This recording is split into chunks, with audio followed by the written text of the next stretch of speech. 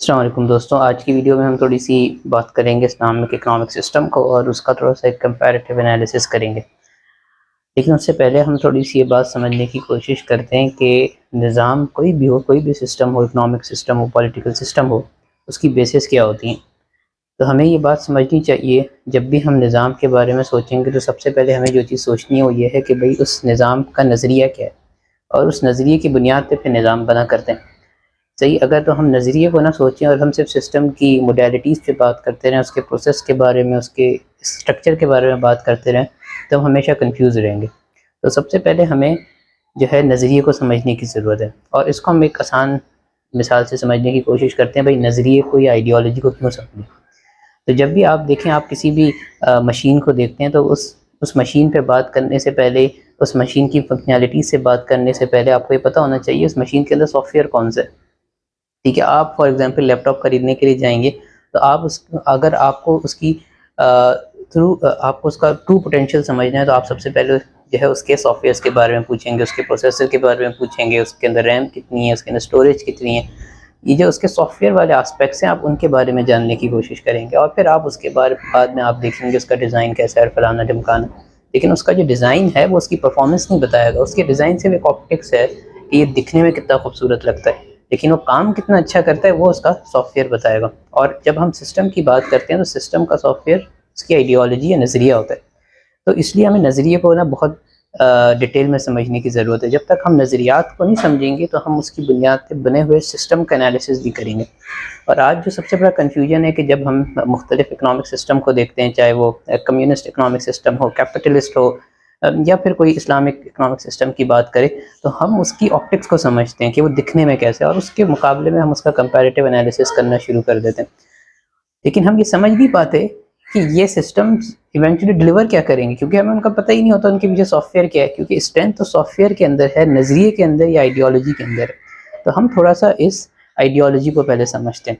تو بنیادی طور پہ جب بھی کسی سسٹم کی بات ہوتی ہے تو یہ بات ذہن میں آتی ہے کہ بھئی یہ سسٹم کام کس کے لیے کرے گا۔ ٹھیک ہے، تو آپ نے جب سسٹم بنانا ہے تو آپ نے کسی کے لیے بنانا ہے کہ جس کو وہ اپنی خدمات فراہم کرے گا، یا جس کو وہ کوئی نہ کوئی بینیفٹ دے گا۔ ٹھیک ہے، تو اب دنیا کے اندر اس سوچ کو لے کے بہت طرح کی جو ہے خیالات موجود ہیں۔ ٹھیک ہے، کسی نے کہا کہ بھئی ایک نظام ایسا ہو جو کل انسانیت کے لیے فائدہ ہو، ہیومینٹی کے لیے فائدے کے لیے بنایا جائے۔ کسی نے کہا کہ بھئی ہیومینٹی کے فائدے کے لیے کیوں بنایا جائے، کیونکہ ہیومینٹی میں تو یا انسانوں میں تو بہت سارے ایسے لوگ ہیں جو کام چور ہیں، کام ہی نہیں کرتے۔ ٹھیک ہے، کسی نے کہا کہ بھئی انسانوں میں بہت سارے ایسے لوگ ہیں جس کے اندر فکر ہی موجود نہیں ہے، جس کو سینس ہی موجود نہیں ہے۔ کیوں؟ کیونکہ وہ ایک قریب ماحول میں یا ایک دقیانوسی ماحول میں بڑے ہوئے۔ تو ایسے لوگوں کے لیے نظام ہونا چاہیے جن کو فہم ہو، سمجھ ہو، جو ایک اعلیٰ خاندان سے تعلق رکھتے ہوں، جن کے پاس دولت ہو، وہ دنیا کے معاملات کو سمجھ سکتے ہیں۔ تو نظام ان کے فائدے کے لیے بننا چاہیے، اور ان کے فائدے کے لیے بنا ہوا نظام دنیا کے لیے فائدے مند ہوگا۔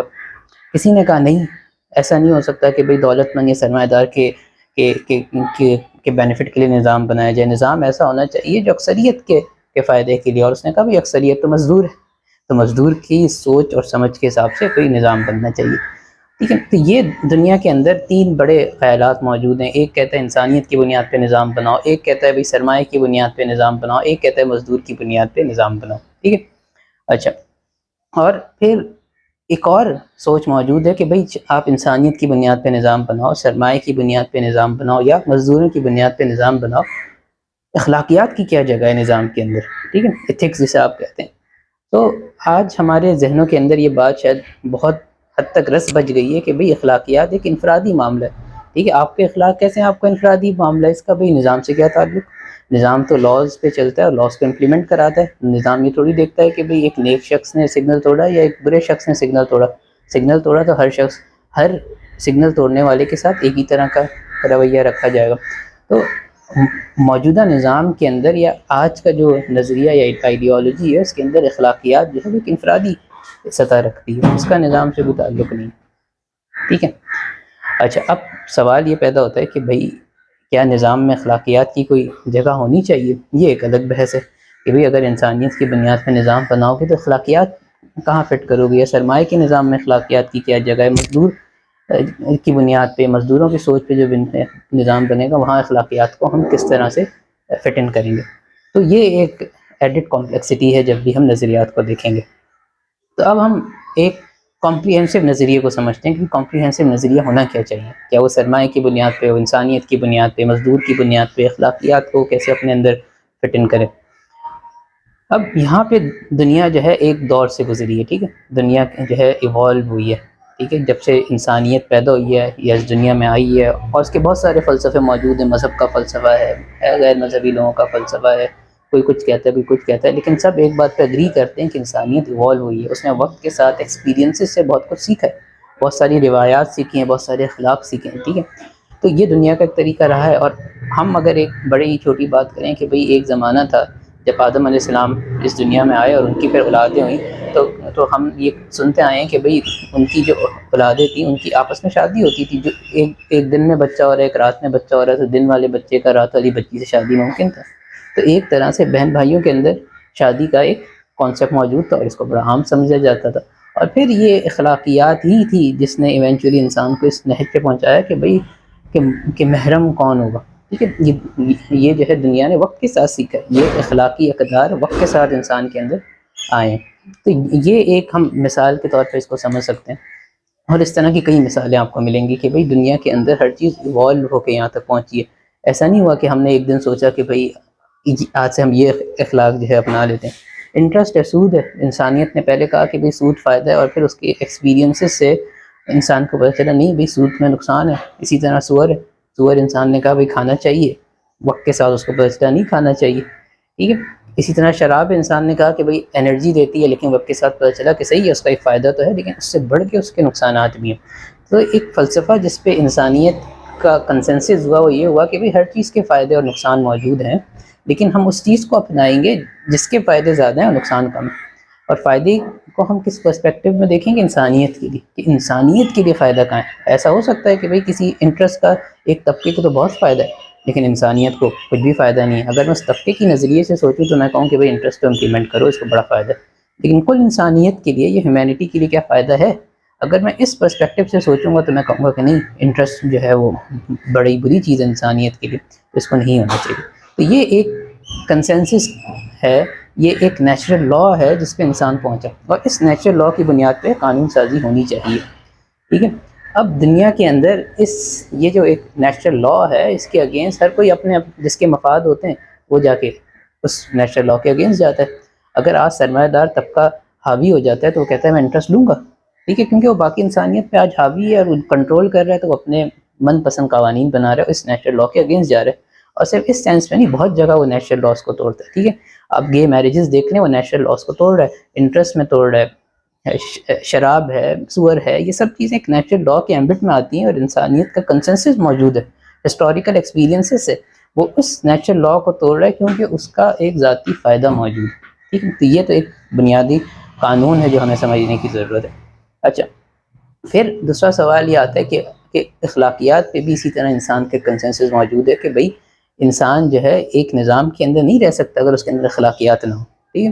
اور اس پہ بڑی ڈیبیٹ چلی کہ بھئی اخلاقیات کے بغیر ایک سوسائٹی جس کے اندر اخلاقیات نہیں ہے، وہاں آپ پراپرٹی جو ہے لوگوں کی، اس کو آپ کس طرح سے میک شور کریں گے کہ اس کی اونرشپ سیف گارڈ رہے؟ کیونکہ جس کے پاس طاقت ہوگی وہ آئے گا آپ کی اونرشپ اور آپ سے چھین لے گا آپ کی زمین۔ بحریہ ٹاؤن آپ کے سامنے ایک مثال، لاکھوں کروڑوں لوگ وہاں بستے تھے، ان کے چھوٹے چھوٹے گاؤں تھے، ٹھیک ہے، چھوٹے چھوٹے گوٹ تھے، ایک طاقتور شخص آیا اور اس نے اسٹیٹ کی مشینری کا استعمال کیا اور وہ ساری زمین جو ہے ہڑپ کر لی۔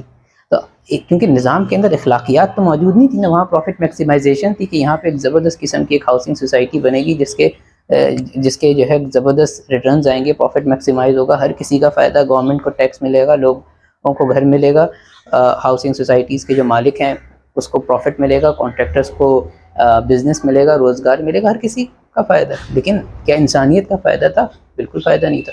لیکن کیونکہ پروفٹ میکسیمائزیشن سوچ تھی، اخلاقی اقدار کو ہم نے سائڈ پہ رکھا، تو آج دیکھیے، آج حاجی صاحب بھی بحریہ میں پلاٹ خریدیں گے اور شرابی بھی خریدے گا، ایز این ایگزامپل، ٹھیک ہے۔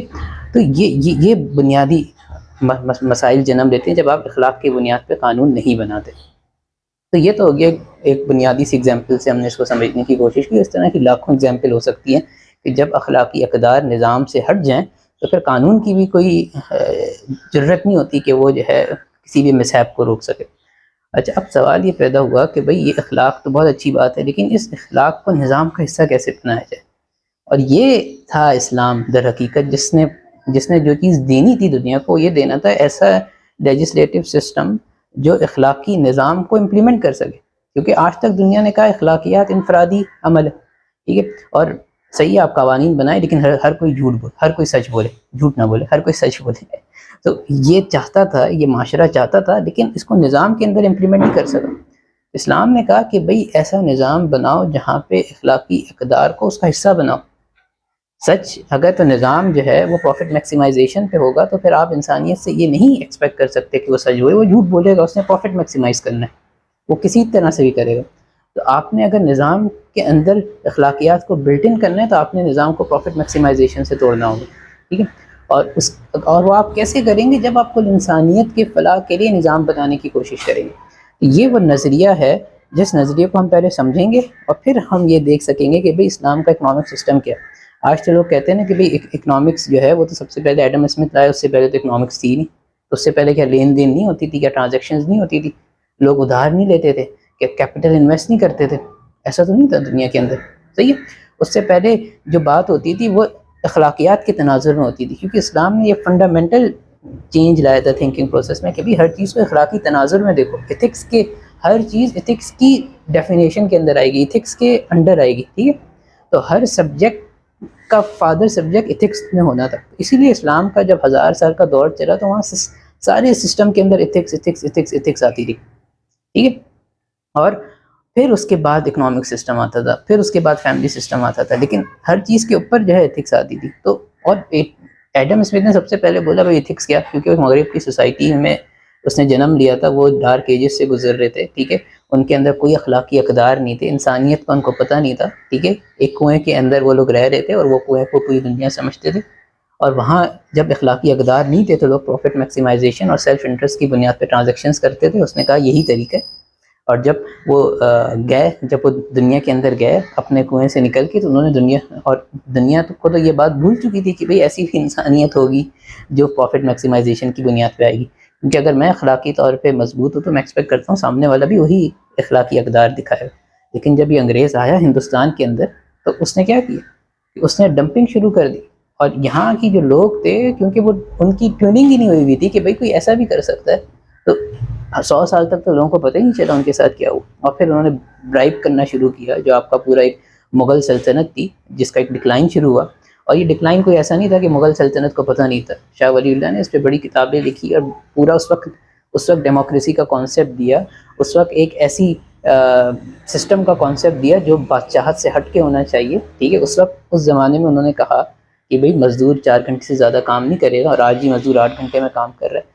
تو جس روشن خیالی کی سوچ اور انڈسٹریلائزیشن کی سوچ انگریز کہتا ہے کہ ہم لے کر آئے، وہ کوئی انڈسٹریلائزیشن کی سوچ تو نہیں تھی، وہ تو ایک اخلاق سے گرے ہوئے لوگ تھے جنہوں نے آ کے اپنی بد اخلاقی کی بنیاد پہ مارکیٹ پہ قبضہ کیا، اور دنیا جو 1000 سال سے ایک ایسے سسٹم میں رہ رہی تھی جہاں اخلاقی اقدار کی بہت اہمیت تھی، وہ یہ سوچ بھی نہیں سکتے تھے کہ دنیا میں آج بھی ایسی قوم ہو سکتی ہے جو اس طرح سے آ کے جو ہے مارکیٹ کو ڈمپ کرے گی، اور پوری کی پوری سوسائٹی کو جو ہے تباہ و برباد کر دے گی۔ وہاں کیونکہ دشمن تو صرف قوت کی بنیاد پہ حملہ کرتا تھا نا، پہلی بار ہوا کہ ایسٹ انڈیا کمپنی کی بنیاد پہ لمیٹڈ لائبلٹی، جو کہ کانسیپٹ کوئی سوچ نہیں سکتا تھا کہ بھئی لائبلٹی کیسے لمیٹڈ ہو سکتی ہے۔ لائبلٹی تو آپ نے کہا کہ میں نے آپ کو 100 روپے دینا ہے تو آپ نے 100 روپے دینا ہے، ٹھیک ہے۔ یہ نہیں ہو سکتا کہ آپ کہیں کہ میری لائبلٹی لمیٹڈ ہے to the extent of my investment, ٹھیک ہے۔ یہ ایک بنیادی فلسفہ ہے جس کو ہم تھوڑا سا سمجھیں پہلے، پھر ہم اکنامک سسٹم کی بات کو سمجھ سکیں گے۔ آج کی ویڈیو کو ہم تھوڑا یہیں تک رکھتے ہیں، تھوڑی سی یہ لمبی ویڈیو ہے، لیکن آپ ان کانسیپٹ کو تھوڑا سا ایبزارب کریں، ان کو تھوڑا سا آپ سرچ کریں، اور پھر ہم جو ہے ایک ڈیٹیل انالیسس کر سکتے ہیں اکنامک سسٹم کا۔ نظریے کے بغیر ہم کوئی انالیسس نہیں کر سکتے۔ آج دنیا میں ساری ڈیبیٹ بغیر نظریے کی بنیاد پہ صرف آپٹکس پہ ہوتی ہیں، آپٹکس کی کوئی اہمیت نہیں ہے۔ آپ 4 لیپ ٹاپ سامنے رکھ دیں اور بولیں اس کا کی بورڈ اس سے اچھا ہے، صحیح ہے، آپ اس کی بنیاد پہ لیپ ٹاپ تو خرید دیں گے، لیکن اس سے جو مقاصد حاصل کرنے وہ آپ کبھی حاصل نہیں کر سکیں گے۔ تو آج کی ویڈیو کو ہم یہاں تک رکھتے ہیں، امید ہے آپ کو سمجھ آئے گی۔ بہت شکریہ۔